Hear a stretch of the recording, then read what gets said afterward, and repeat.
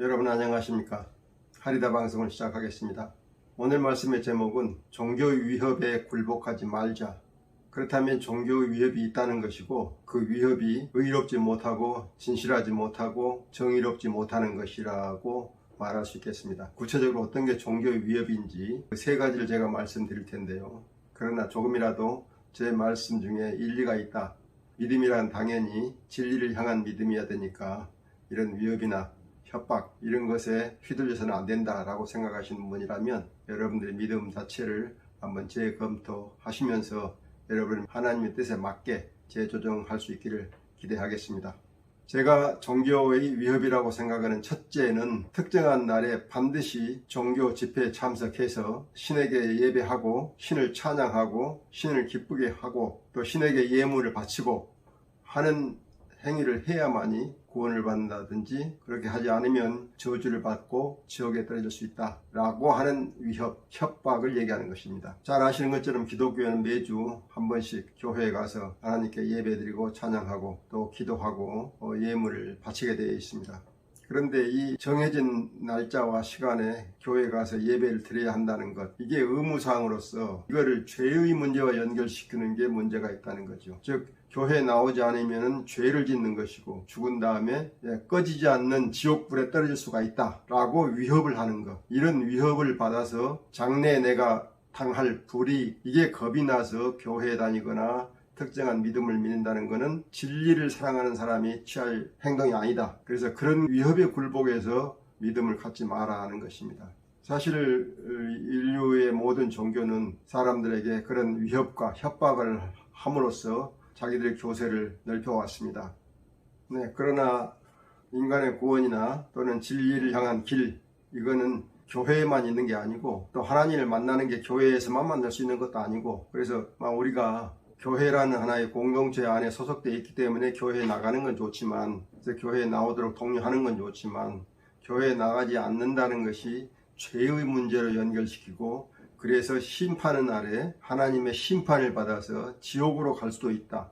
또는 현세에서 하나님의 저주를 받아서 하는 일이 잘못될 수 있다 라고 위협하고 협박해서 사람들을 자기 종교에 포섭하는 것, 또 자기 종교를 배신하지 못하게 하는 것, 이런 것이 좋지 않으니까, 이게 진리와 상관없는 거니까 이런 협박, 위협에 굴복하지 마십시오 하는 얘기입니다. 하나님은 결코 협박이나 위협을 내서 하나님 자신을 믿으라고 하지 않습니다. 혹시 여러분들의 믿음 속에 그러한 불안감이 있다면 그걸 전부 날려버리시고 새로운 믿음으로 거듭나시기를 권하고자 합니다. 종교가 우리에게 주는 협박 또는 위협의 두 번째 거는 특정 종교를 믿지 않으면 구원을 받지 못하고 그 영혼이 잘못될 수 있다는 협박입니다.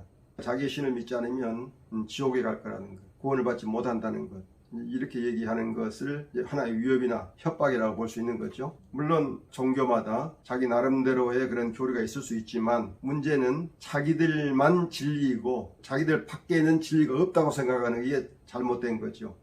이 우주를 관장하시는 하나님, 광대무변하시는 하나님이 어찌 그 작은 기독교의 교리 안에 다 들어가겠습니까? 기독교의 교리가 하나님의 전체를 다 포괄하겠습니까? 코라는 그 조그마한 진리가 그 안에 있는 몇 개 되지 않은 말이 하나님의 생각을 모두 다 대변할 수 있겠습니까?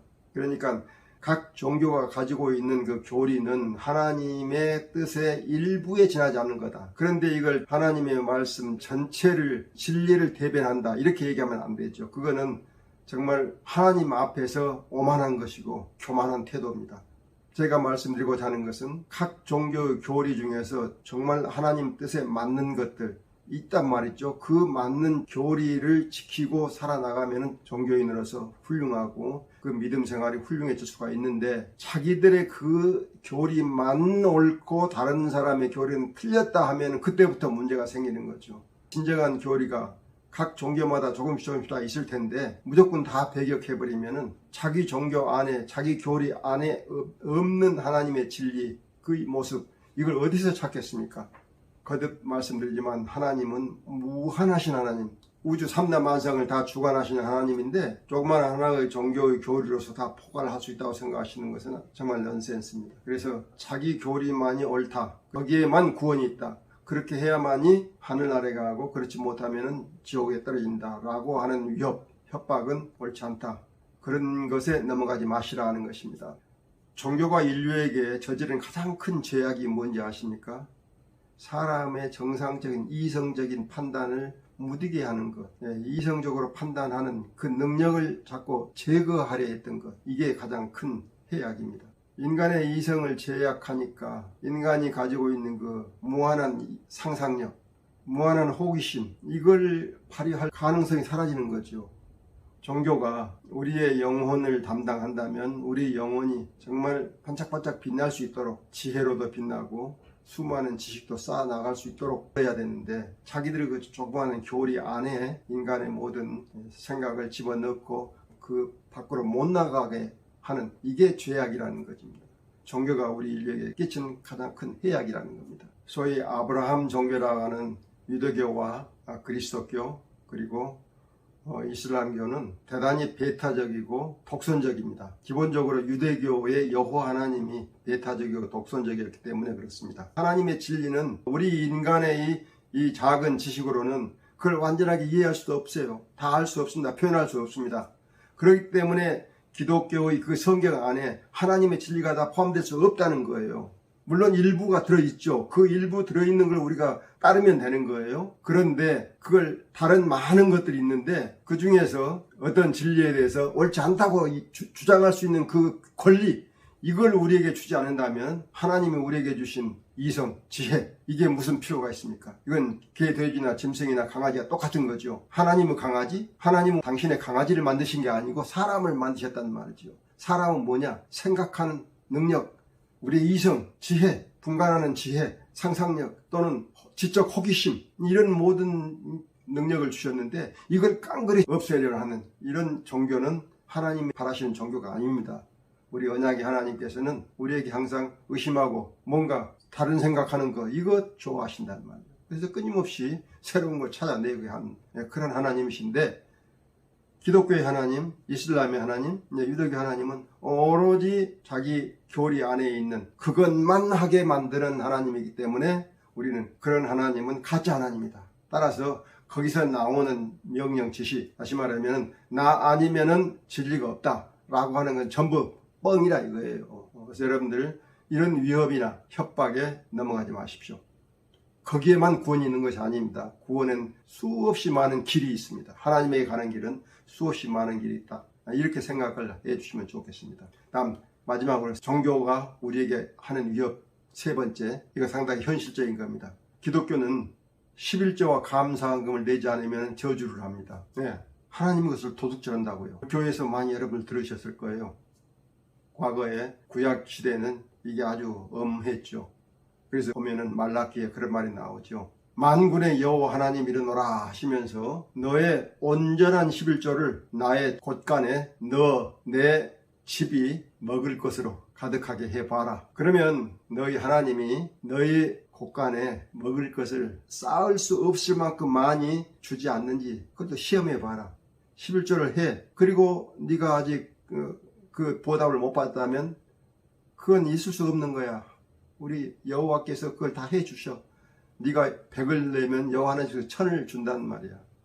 그러니까 그렇지 않은가를 시험해 보라는 거예요. 시험해 본다는 것까지는 좋죠. 그러면 11조 해서 복을 받으면 되는 거니까요. 그런데 바로 그 앞에 말라기 선지자가 한 말이 있습니다. 이게 백미입니다. 여호와 하나님께서 말씀하십니다. 하나님의 것을 도둑질하는 자들이 있는데 그네들이 도둑질하면서도 우리가 언제 하나님의 것을 도둑질했나이까 라고 얘기를 한다. 이게 말이 되느냐? 너희들이 뭘 도둑질했는지 아느냐? 11조하고 봉헌물을 제대로 안 냈지 않느냐? 이렇게 얘기를 합니다. 다시 말하면 11조와 봉헌물을 제대로 내지 않았으니까 너희들은 망할 것이다. 저주를 받았다. 실제 유대인들이 저주받아서 나라를 잃고 세계 곳곳으로 흩어져서 정말 고단한 생활을 했죠. 그게 여호와 하나님의 뜻이 이루어졌는지는 모르겠습니다만 어쨌든 11조를 내지 않으면 이렇게 저주를 받게 돼 있어요. 그런데 11조를 내면 복을 받게 돼 있어요. 이렇게 사람들에게 한쪽에서는 협박하고 한쪽에서는 회유하는 거예요. 이런 믿음, 이런 식으로 해서 이 협박에 굴복해서 믿음을 갖게 되면 그 믿음은 올바른 믿음이 아니다 하는 겁니다. 여러분들은 그런 협박에 넘어가지 마시라는 것입니다. 11조뿐만이 아니에요. 감사헌금도 있습니다. 여러분들이 좋은 일 있으면 하나님께 감사합니다 하고 감사하는 뜻을 어떻게 표시합니까? 교회 가서 감사헌금을 내죠. 교회에서 장로가 됐어요. 그러면 장로가 되게 해줘서 감사합니다 하고 교회에다가 또 헌금하죠. 이 헌금 상당히 클 거예요. 가난한 사람 내지도 못해요. 그래서 가난한 사람은 장로 못 되는 거죠. 안수집사 그럼 또 한 500만원, 구원사 한 300만원, 이게 뭐 각 교회마다 정해져 있으니까 이거 안 내면 안 되죠. 아니 일 시켜놓고 돈 내라고 하는 거 아닙니까 지금 이게. 근데 뭐 이것도 뭐 하나님 영광을 위해서 내가 봉사하는데 감사합니다 하고 내는 것도 있을 수가 있겠지만 어쨌든 감사할 때 돈을 내야 된다는 것, 이게 문제인 겁니다. 우리가 이 세상을 살면서 감사할 일이 많이 생깁니다. 하나님께도 물론 감사할 일이 있지만 회사에서 일하다가 내가 승진했어요. 가만히 보니까 부장님이 저의 고과를 잘 써주셔서 승진한 것 같아요. 그러면 부장님한테 가서 감사합니다 해야 되잖아요. 근데 맨입으로 감사합니다 하면은 안 되죠. 그래서 감사합니다 하면서 과일 바구니 안에다가 얼마라도 넣어가지고 감사합니다 해야 된다는 말이죠. 이게 일반적으로 우리가 갖고 있었던 예의라 할까요? 그렇게 생각해 왔죠. 그런데 지금 우리 사회에서 김영란법이라는 게 생겼잖아요. 청탁금지법. 근데 이 청탁금지법은 내가 이거 좀 부탁하니까 그 대신 이게 좀 드리겠습니다 하고 돈을 주고 부탁하는 것. 이것만 아니고 어떤 일이 벌어졌을 때 그에 감사합니다 하고 돈을 사후로 주는 것. 이것도 지금 걸리는 거거든요. 다시 말하면 그 사람의 하는 일과 관련해 가지고 돈을 주고받으면 전부 이게 청탁금지에 걸리는 겁니다. 즉 우리가 정의로운 사회로 가기 위해서 그런 법을 만들었어요. 그럼 종교는 어떻겠습니까? 이보다 한 수 위에 있어야 되잖아요. 종교라는 게 세간의 법보다는 한 수 위에 있어야 돼요. 좀 더 근본적으로 그런 문제를 해결해야 됩니다. 근데 교회에서는 지금 사회에서 하는 것보다 더 낮아요. 그래서 감사하면 반드시 감사 헌금을 해요. 하나님이 해주셨다는데 하나님이 감사해야 되는데 교회에다 또 헌금을 해요. 하나님이 돈을 원하십니까? 아니잖아요. 교회의 운영을 위해서 필요하다면 헌금을 하는 거, 이건 너무나 당연한 거죠. 자기 능력껏 헌금을 하면 너무나 당연해요. 그런데 감사한 일이 생겼다고 헌금하고 11조라고 헌금하고, 이게 교회 운영과는 사실은 관계없이 교회를 부하게 만들기 위해서 지금 내는 거거든요. 특히 감사헌금은 좀 강하게 말한다면 우리 사회를 부정과 부패로 얼룩지게 하는 근본적인 잘못이 있는 겁니다. 우리 사회가 지금 그런 거에서 벗어나려고 하고 있는데 교회에서는 오히려 그걸 장려하고 있어요. 여러분들 교회의 직분을 가지신 분들한테 물어보세요. 그 직분을 가졌을 때 감사헌금을 얼마나 냈는지, 그리고 아들이 취직했다든지 결혼을 한다든지 또는 좋은 대학에 합격했다든지 했을 때 감사헌금 얼마나 했는지 물어보세요. 다 얼마씩은 냈어요. 이게 전부 사회적으로 보면 하나님께 뇌물 바치는 거예요. 다시 말하면 하나님 제외한다면은 목사한테 뇌물을 바친 것이고 교회에 뇌물을 바치는 것이에요. 그렇지 않습니까? 그렇게 바치지 않으면 어떻게 되느냐? 목사한테 눈총받죠. 교회 교인들한테 눈총받죠. 이 사람은 의무를 이행하지 않았다 해가지고 뭐 어떤 불이익을 받게 되죠. 교리상으로 보면은 11조 안 냈다고 천당에 갈 사람이 지옥 가고 그렇진 않아요. 그러나 교회에서 목사는 그런 뉘앙스를 풍깁니다. 바로 말라기 선지자의 이 성경 구절을 설교하면서 그런 거죠. 11조를 하지 않은 유대인들이 저주를 받아서 나라가 망했다. 11조를 온전히 낸 사람들은 여호와 하나님께서 이렇게 복을 주시겠다고 말씀하셨다. 너희들 11조 낼래 안 낼래? 이게 협박이죠. 자, 오늘 말씀 정리하겠습니다. 종교가 그 교세를 넓히기 위해서, 교회의 재정을 확충하기 위해서 적절하게 헌금을 얘기할 수 있습니다. 모든 단체가 다 그렇지 않습니까? 교회라고 단체가 아닙니까? 하나님의 일을 한다지만 그건 다 인간의 단체입니다. 그렇기 때문에 돈이 필요해요. 그래서 헌금이 필요합니다. 그런데 그 헌금이 그 사람의 구원 또는 하나님의 심판, 하나님의 저주 이런 것과 연결해서 강요하거나 협박을 하는 것, 그게 안 된다는 거고, 어떤 믿음을 갖는다는 것, 어떤 믿음을 갖든 그 믿음이 의로운 믿음이라면, 선하고 진실하고 의로운 믿음이라면 다 의미가 있는 겁니다. 그런데 특정한 자기 믿음만 믿어야 구원을 받는다고 다른 거는 다 배제해버리는 이런 독선적인 생각, 이거 안 된다는 것이고요. 진정한 하나님, 진정한 믿음을 여러분들이 갖추실 것을 강력하게 촉구합니다. 우리 언약의 하나님은 차이롭게 여러분들이 하나님을 믿게 해 주셨습니다. 하나님을 믿을 때 진실하고 선하고 의로운 마음으로 내 자신이 변하고, 그래서 주위의 사람들에게 사랑과 베품, 감사, 존중, 배려 이런 걸 가지고 이 삶을 살아간다면 그거 자체가 하나님이 기뻐하시는 삶이 될 것이다. 그래서 그러한 삶을 살기 위한, 그러한 믿음생활을 하기 위한 우리의 노력이 좀 필요하지 않겠느냐 하는 의미에서 오늘 말씀을 드렸습니다. 오늘 말씀 이것으로 마치겠습니다. 다음 주에 뵙겠습니다. 안녕히 계십시오.